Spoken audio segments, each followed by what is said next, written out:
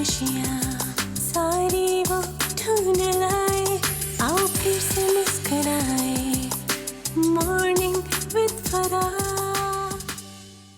Welcome back. ATV morning आप देख रहे हैं और मैं एक चीज़ तहरीन, ये फूल मखाना आप एज न्यूट्रिशनिस्ट क्या बताएंगी कि इसमें क्या क्या कुछ होता है? क्योंकि हमारे यहाँ समझा जाता है ट्रेडिशनली कि पता नहीं क्यों पंजीरी में डालते हैं और पता नहीं क्यों इसको इस्तेमाल करते हैं इस तरह की, जैसे हमने अभी एक दूध में इसको डाला है।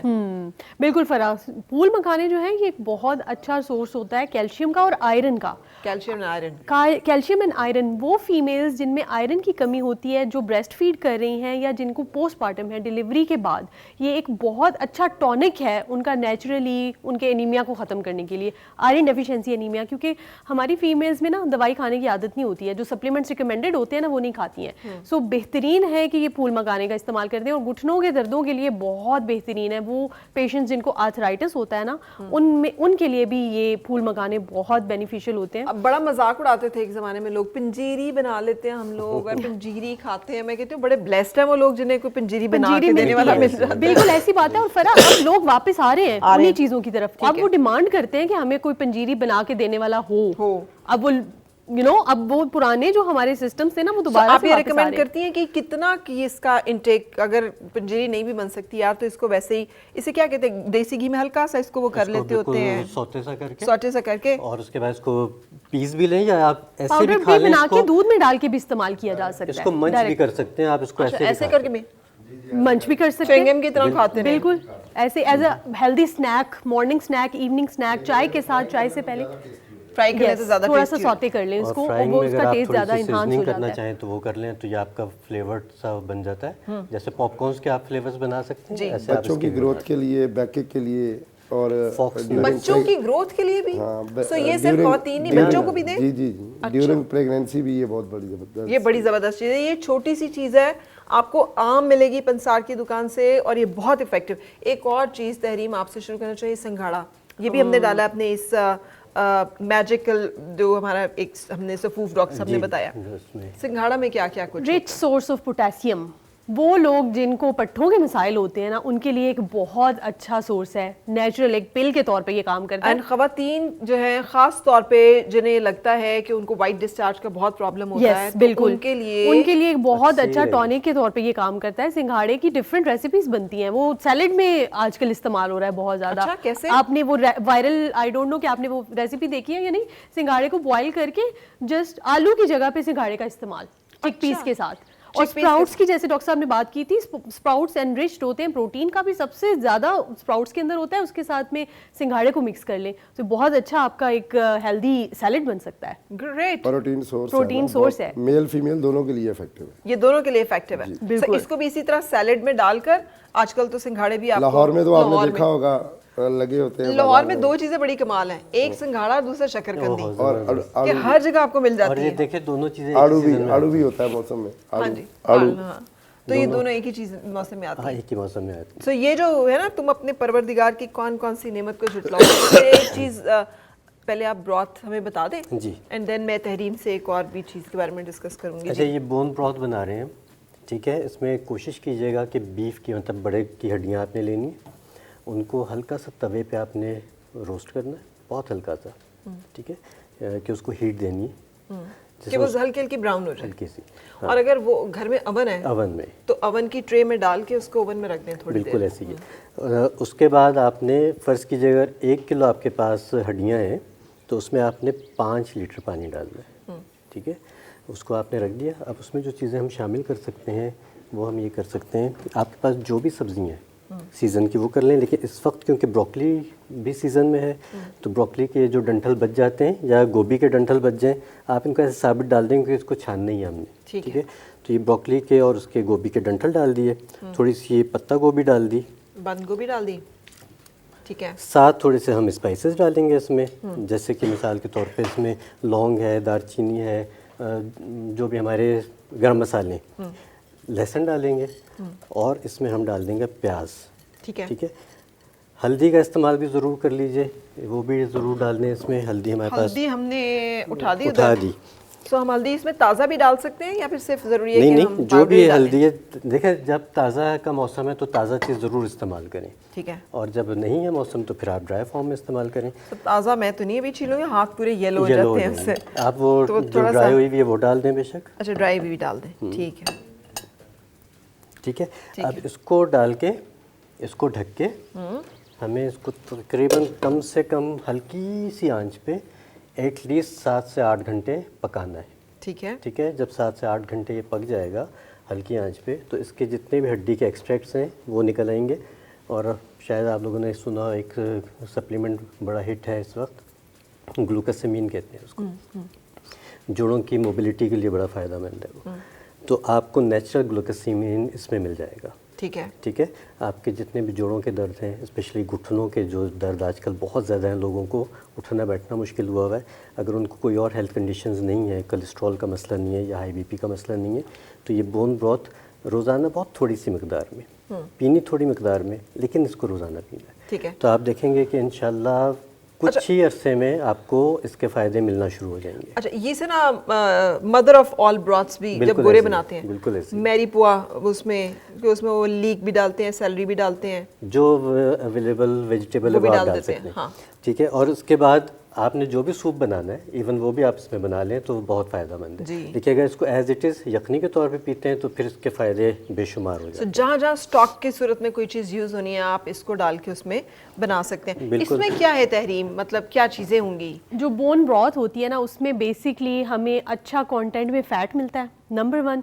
दूसरे नंबर पे जैसे जोड़ों की मोबिलिटी की बात की है, तो इसके साथ में हमें एक बहुत अच्छी मिकदार में ना कोलेजन भी मिलता है। कोलेजन के साथ विटामिन सी भी इसके अंदर होता है। ग्लूटेन Glutamin- जेलेटिन भी मिल रहा यस, होता है? जेलेटिन भी मिल रहा होता है। वो नेचुरली हमारे जोड़ों की मोबिलिटी और उसके दरमियान में एक मादा सा होता है जो कि उनको उसको फ्लेक्सिबल करता है। ठीक है। उसको उसकी मोबिलिटी के लिए बहुत इंपॉर्टेंट है। और इसके अंदर इसके अलावा कैल्शियम का भी बहुत अच्छा सोर्स है। और साथ में अगर हम ऐड करें ना हल्दी टर्मेरिक, हम इसमें हर फूड में ऐड करें, तो बेसिकली उसके अंदर एक कंपाउंड होता है जिसको हम करक्यूमिन कहते हैं, टर्मेरिक के अंदर होता है। वो होता है एंटी इन्फ्लेमेटरी। अब जितनी भी डिजीजेज हैं, घुटनों की ले लें या आप सीजनल सांस की ले लें, सांस की कुछ ले भी ले लें, लें, वो सारी इन्फ्लेमेशन होती है। वो जो है ना, वो सूजन हो जाती है, आपकी सांस की नाली की सूजन या हड्डियों के दरमियान सूजन जो हो जाती है, सोजिश हो जाती है। सोजिश, बिल्कुल, उसको जो है ना वो करक्यूमिन रिड्यूस करता है, एंटी इन्फ्लेमेटरी होता है। राइट, बिल्कुल सही। तो हम इससे पहले कि आगे चले, क्योंकि डॉक्टर साहब ने एक बहुत ज़बरदस्त सा हमें मिल्क बताया, आप इसको दूध में डाल के इस्तेमाल करना चाहें तो बहुत अच्छा है, और अगर नहीं तो जैसे इन्होंने ये पाउडर बना के रखा हुआ है, सिंपली 1-2 चम्मच जो है इसका ले लें, और इसमें जैसे सौंफ है, बादाम है, खसखस है, और हमने डाला है फॉक्स नट्स, यानी कि ये है हमारे पास, सिंघाड़ा भी है, सिंघाड़ा है, ठीक है। और वो गोल वाले फुल मखाने मखाने, भी हैं। फुल मखाने। तो ये हमारी आंखों के लिए, हर चीज़ के लिए, और जो बच्चे सुबह नाश्ता नहीं भी करके जा रहे या कुछ भी है, तो ये 1-2 चम्मच ले लें तो बहुत सारी न्यूट्रिशनल डेफिशिएंसीज पूरी हो जाएंगी। ये बादाम बिल्कुल, इसमें rich source of magnesium, magnesium, amino acids, amino acids, omega 3, omega 6 fatty acids, बहुत अच्छा सोर्स है। और यहाँ पे गोल्डन मिल्क डॉक्टर साहब ने बनाया है। हाँ। तो अपने जितने भी वेट लॉस के डाइट प्लान्स होते हैं ना, उनमें मैं दूध देती हूँ अपने क्लाइंट्स को, अपने पेशेंट्स को। तो बड़े हैरान होते हैं कि डॉक्टर साहब आप दूध क्यों दे रही हैं, बाकी सब तो बंद कर रहे होते हैं दूध, क्योंकि जो है ना हमारी जितनी भी अप्रोचेज हैं ना वो वेस्ट से आई हुई हैं। हाँ। वेट लॉस की जितनी अप्रोचेज हैं वो वेस्ट से आई हुई हैं।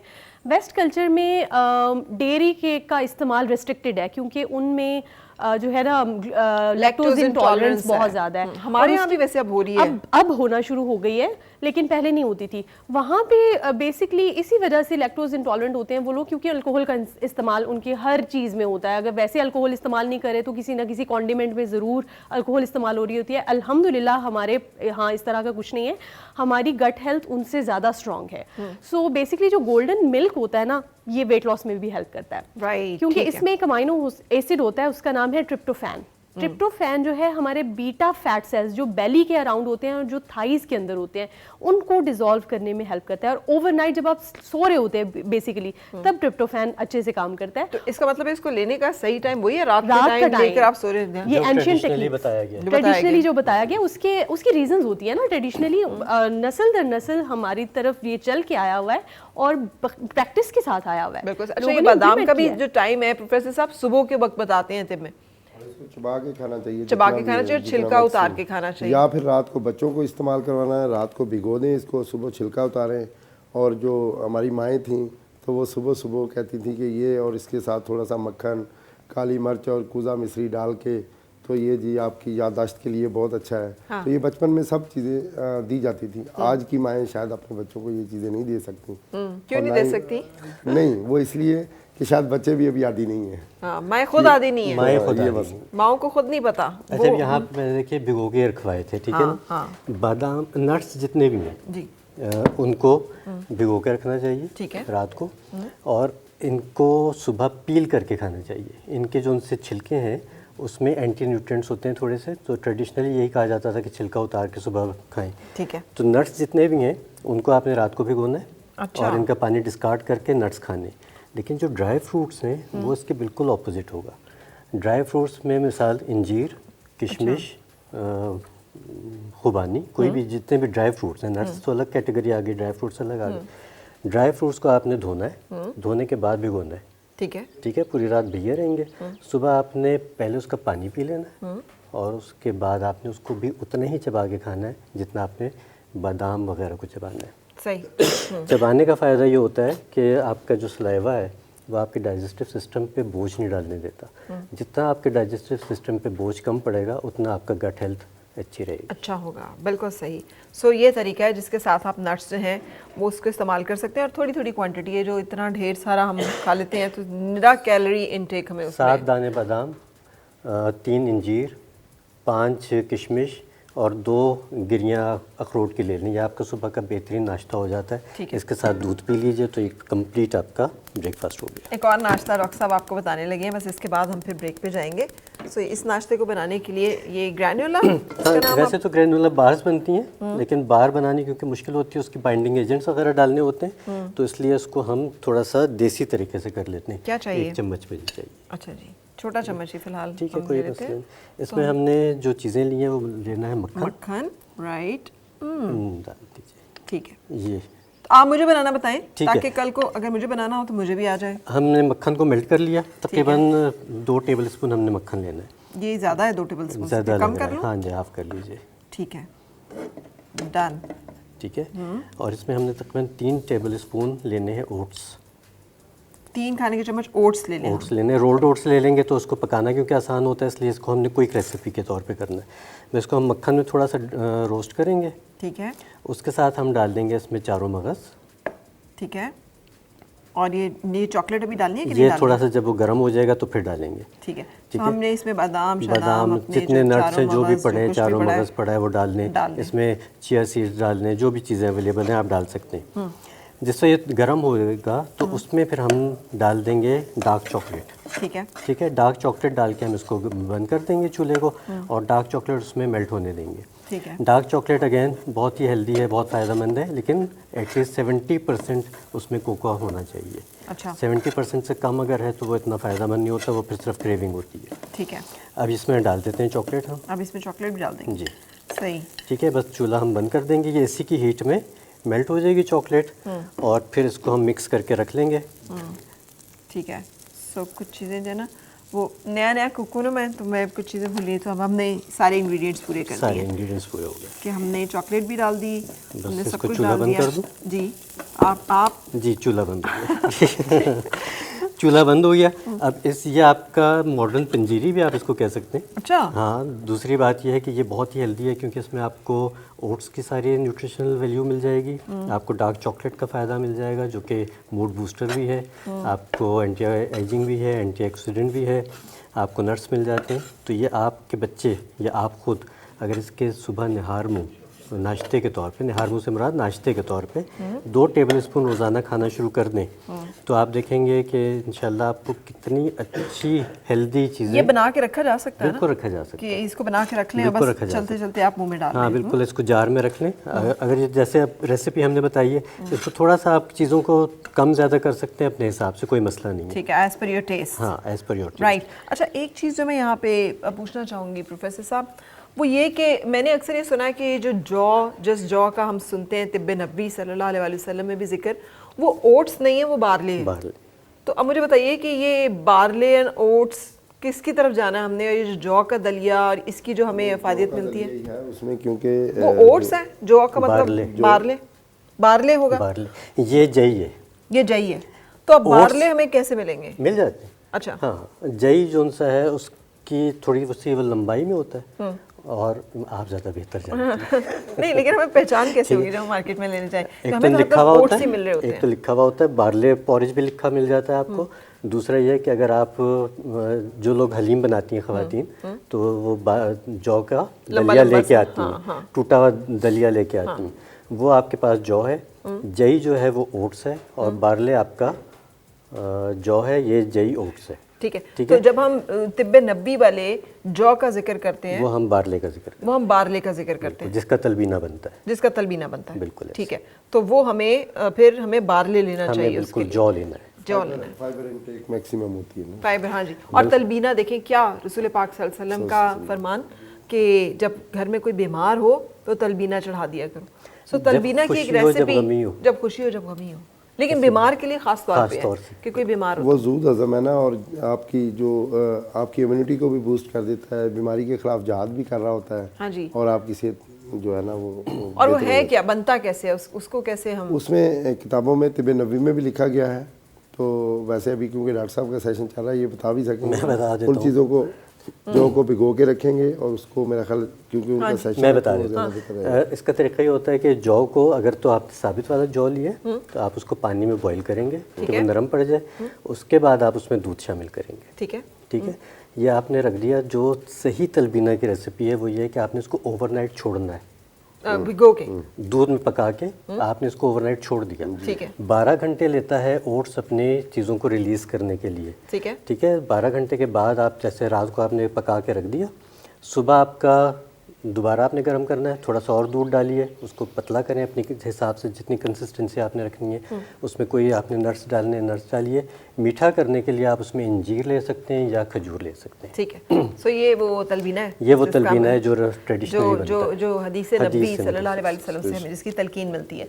सो ब्रेक के लिए यहाँ पे रुकेंगे और ब्रेक के बाद हाजिर होंगे। वैसे एक जौ का एक बड़ा अच्छा सूप भी है जो कि ईरानी वो जौ का सूप भी पी रहे होते हैं। अच्छा। हाँ, और वो बड़ा ज़बरदस्त होता है। जौ का पानी बहुत फ़ायदेमंद है। आबे जौ बड़ा पानी बेनिफिशियल। हम सारी चीज़ों के बारे में बात कर रहे हैं। स्टे विद अस, एक ब्रेक के बाद फिर मुलाकात।